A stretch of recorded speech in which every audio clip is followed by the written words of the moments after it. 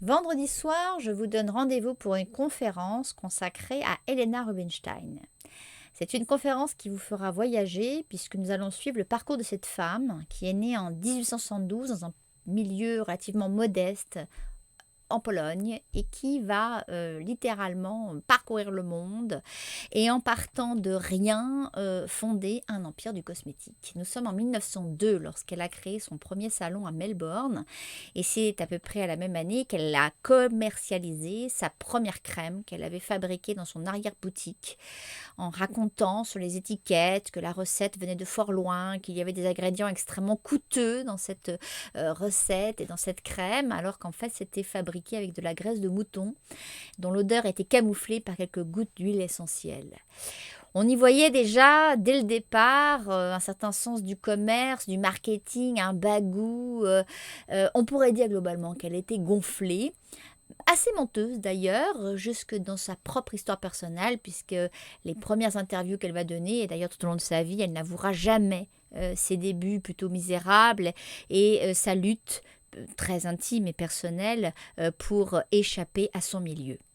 On va voyager de Melbourne à Londres, puis à Paris. À chaque fois, on va rencontrer ses clientes, ses amis. Ses difficultés. Parmi ses amis, il y aura des créateurs de mode comme Poiret, dont elle admirait énormément l'esthétique. Plus tard, elle sera très proche de Balenciaga. Et puis, il y aura bien sûr Chanel, même si le noir n'était pas sa couleur préférée.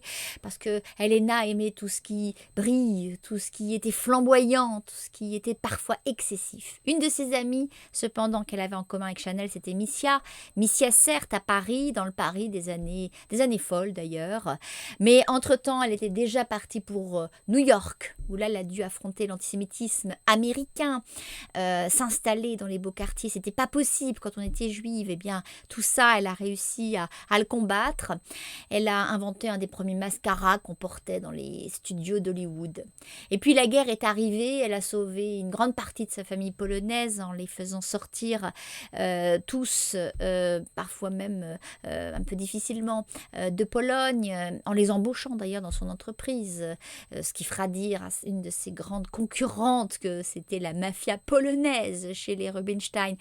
Helena, c'est une femme, c'est un tempérament excessif, insupportable, ça n'a pas été une très bonne mère, on pourrait même dire pas du tout, une très grande bosseuse, sans doute bourrée non pas de complexes, mais d'angoisse, de fantômes, qu'elle combattait courageusement et souvent extrêmement solitaire.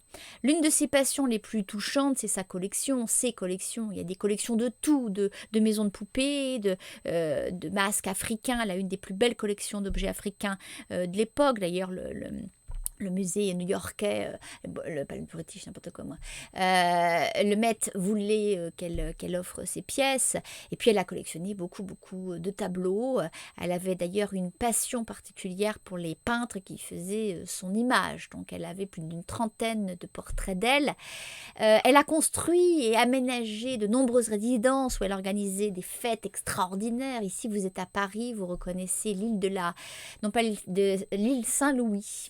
Un immeuble qui existe toujours, mais sur la façade est indiqué que c'était là où habitait Georges Pompidou. Bon, on oublie de dire que c'était l'immeuble fondé par Helena Rubinstein qui logeait Georges Pompidou. Elle est morte en 65, nous offrant une image d'elle, âgée, et c'est peut-être aussi un de ses intérêts, c'est qu'elle a été à la tête de son entreprise jusqu'au bout, contre vents et marées. Je vous parlerai des frères Lehman Brothers qui ont voulu lui damer le pion, mais ils ont tout perdu face à cette petite bonne femme qui a tenu effectivement jusqu'au bout. Alors, avec un certain charisme. Et puis, elle offre une image de femme plutôt âgée, mais extrêmement soignée. Là, elle a 90 ans quand même. Hein. Une sorte de princesse chinoise dans son opulence.